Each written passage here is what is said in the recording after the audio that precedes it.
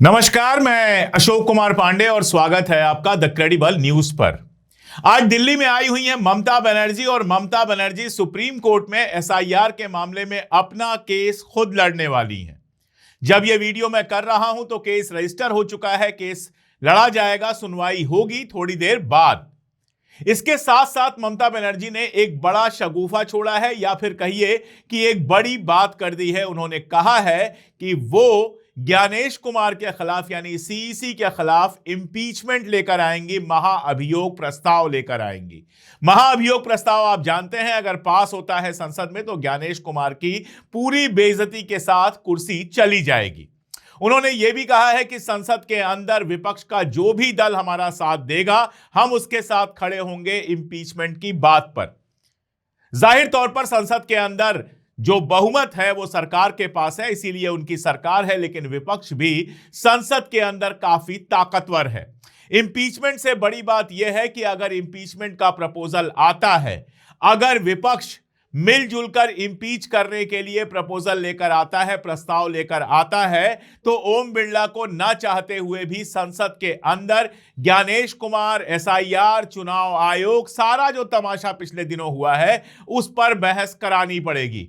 और उस पर बहस जो ही कराएंगे, जितनी सारी विसंगतियां दिखाई दी हैं, जितने सारे तमाशे दिखाई दिए हैं, जितना कुछ एसआईआर के नाम पर हुआ है, उन सब पर राहुल गांधी से लेकर अखिलेश यादव से लेकर पूरा विपक्ष बरसेगा, जमकर बोलेगा और यह बात पूरे देश में हेडलाइंस में जाएगी। इस बात पर चर्चा होगी। सबसे बड़ी जरूरत इस समय विपक्ष को इसी की लग रही है, क्योंकि आप जानते हैं संसद के अंदर कोई ना कोई बहाना बनाकर विपक्ष को बोलने नहीं दिया जा रहा है। ममता बनर्जी जब एसआईआर पर लेकर आई हैं, उन्होंने एसआईआर के तहत वोटर लिस्ट संशोधन को चुनौती दी है। उन्होंने कहा है कि बंगाल में जो एसआईआर चल रहा है वो मनमाना है और चुनाव के पहले बड़े पैमाने पर वोटर्स को बाहर किए जाने का खतरा है। तो ठीक उसी समय अखिलेश यादव बिल्कुल साफ साफ कह रहे हैं कि एसआईआर के बहाने मुसलमानों को वोटर लिस्ट से बाहर निकाला जा रहा है।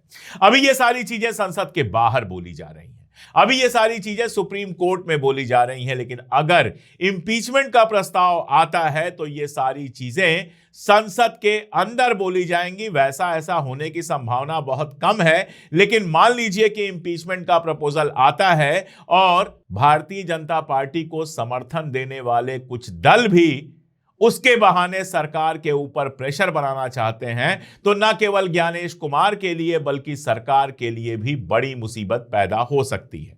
दरअसल पश्चिम बंगाल में चुनाव है और भारतीय जनता पार्टी किसी भी तरह से बाई हुक और बाई क्रुक पश्चिम बंगाल के अंदर ममता बनर्जी को सत्ता से हटाना चाहती है। और अगर सत्ता से ना भी हटा पाए तो विपक्ष में सबसे ज्यादा और ज्यादा मजबूत होकर उभरना चाहती है। एक खेल यह भी है कि सीधी लड़ाई बीजेपी और ममता के बीच में हो, ताकि कांग्रेस और लेफ्ट ये जो हैं फिर से जीरो पर रह जाएं, ये पूरी तरह से खत्म हो जाएं। ये इच्छा है भारतीय जनता पार्टी की और कौन जाने ममता बनर्जी की भी दिल में यही इच्छा हो, क्योंकि ममता बनर्जी लगातार वहां विपक्ष को समाप्त करने पर ही लगी हैं, कांग्रेस और सीपीएम को समाप्त करने पर ही लगी हैं। उनके साथ किसी तरह का समझौता या उनको कोई स्पेस देने के लिए ममता बनर्जी भी तैयार नहीं है। वैसे ममता बनर्जी का ये जो पूरा खेल है, ममता बनर्जी की जो पूरी पॉलिटिक्स है, और इस समय एसआईआर पर जिस तरह से ममता बनर्जी परेशान हैं, एक बार उनको पलट के सोचना चाहिए कि पश्चिम बंगाल जहां भारतीय जनता पार्टी को एक सीट नहीं मिलती थी, पश्चिम बंगाल जहां पर भारतीय जनता पार्टी का कोई नाम लेने वाला नहीं था, उस पश्चिम बंगाल में भारतीय जनता पार्टी की एंट्री कराने वाली ममता बनर्जी जी हैं।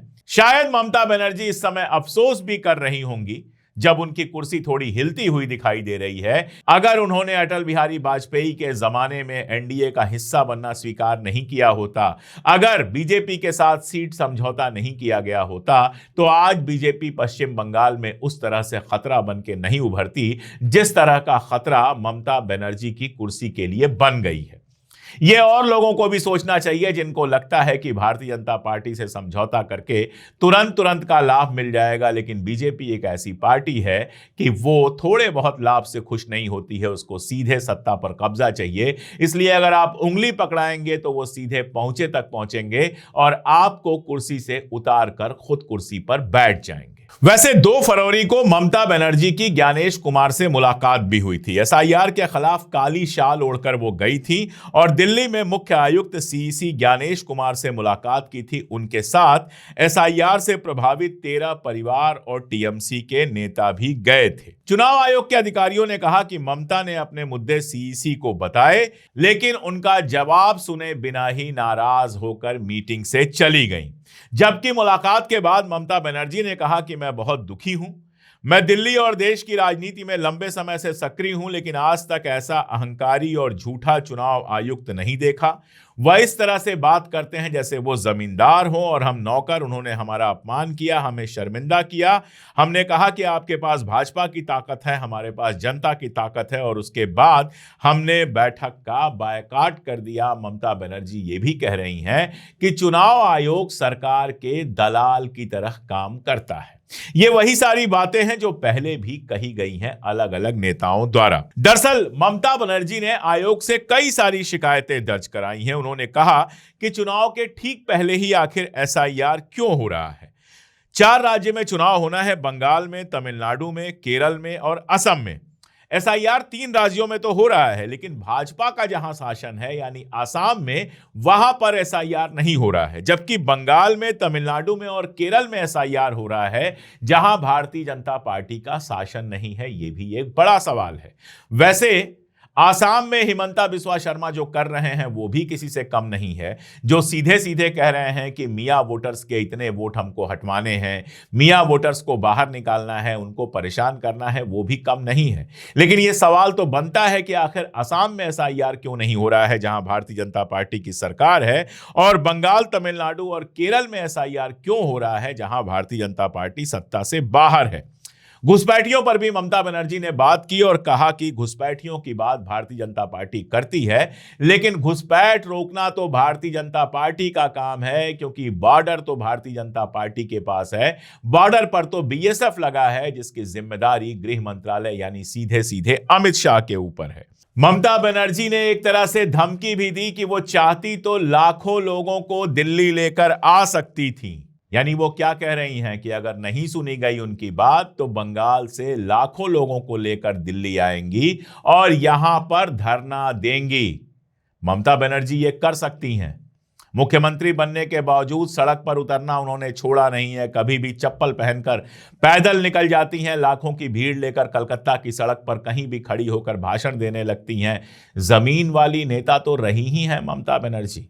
तो अगर वाकई ममता बनर्जी अपनी इस धमकी पर कायम रहती हैं और हर जगह से निराश होने के बाद लाखों की भीड़ लेकर दिल्ली में उतर जाती हैं, तो ये अपने आप में देखना मजेदार होगा कि नरेंद्र मोदी की सरकार इस सिचुएशन को कैसे डील करती है। किसानों की तरह उनको भी दिल्ली आने से रोका जाता है या बात करके किसी समझौते पर पहुंचा जाएगा। ममता की शिकायत यह है कि उन्होंने चुनाव आयोग को 6 लेटर लिखे हैं, लेकिन किसी का जवाब नहीं मिला है, और जब प्रतिनिधिमंडल आयोग से मिलने गया तो भी उनकी बात सुनी नहीं गई। उधर मैंने आपको बताया कि अखिलेश यादव भी यूपी में सक्रिय हैं। उन्होंने एक प्रेस कॉन्फ्रेंस की और कहा कि बड़े पैमाने पर फॉर्म नंबर 7 के सहारे धांधली की जा रही है। मुस्लिम लोगों के नाम बड़े पैमाने पर काटे जा रहे हैं। पेन ड्राइव उन्होंने दिखाई और कहा कि भाजपा के मंडल अध्यक्ष और बूथ वाइज बीएलओ जो हैं उनको पेन ड्राइव दी जा रही है, और उस पेन ड्राइव में लिस्ट है कि किसका किसका नाम कटना है। हमें पता चला है कि यूपी में 1,99,710 वोट काटने का लक्ष्य है। विधानसभा लेवल पर पेन ड्राइव बन चुकी है। कमिश्नर और डीएम के ऊपर दबाव बनाया जा रहा है। मुख्यमंत्री कार्यालय से धमकी आ रही है कि जिन लोगों का नाम पेन ड्राइव में है उनका नाम वोटर लिस्ट से निकाल दिया जाए। अगर एक बार को मान लिया जाए कि अखिलेश यादव जो कह रहे हैं वो 50% भी सच है, तो आप समझिएगा और सोचिएगा कि इस देश में कितनी बड़ी साजिश चल रही है, जहां यूपी से लेकर बंगाल और जहां जहां भारतीय जनता पार्टी अगले चुनाव में कमजोर होने की उम्मीद करती है, वहां वोटर्स का, उन वोटर्स का जो बीजेपी के खिलाफ वोट करते हैं, नाम ही काट दिया जा रहा है। इसके बावजूद सुप्रीम कोर्ट के अंदर एसआईआर पर सारी बहस खरामा खरामा चल रही है। कुछ बड़ा होते हुए दिख नहीं रहा है, लेकिन यह मुद्दा विपक्ष के लिए और देश की जनता के लिए इतना बड़ा मुद्दा है कि अगर सुप्रीम कोर्ट में इसकी सुनवाई नहीं होगी तो जैसा कि ममता बनर्जी ने कहा, लाखों की भीड़ लेकर वो सड़क पर आने को तैयार हैं। ये भीड़ दूसरे भी विपक्ष के नेता ला सकते हैं और एक अजीबोगरीब स्थिति पैदा होगी। काश की सरकार सिर्फ सत्ता बनाने और सत्ता बचाने से आगे बढ़कर देश के बारे में सोचती। काश की सुप्रीम कोर्ट एसआईआर को सबसे ज्यादा प्रायोरिटी देकर लगातार सुनवाई करके किसी नतीजे पर पहुंचता। काश कि इस देश का लोकतंत्र पूरी तरह से सुरक्षित रहता।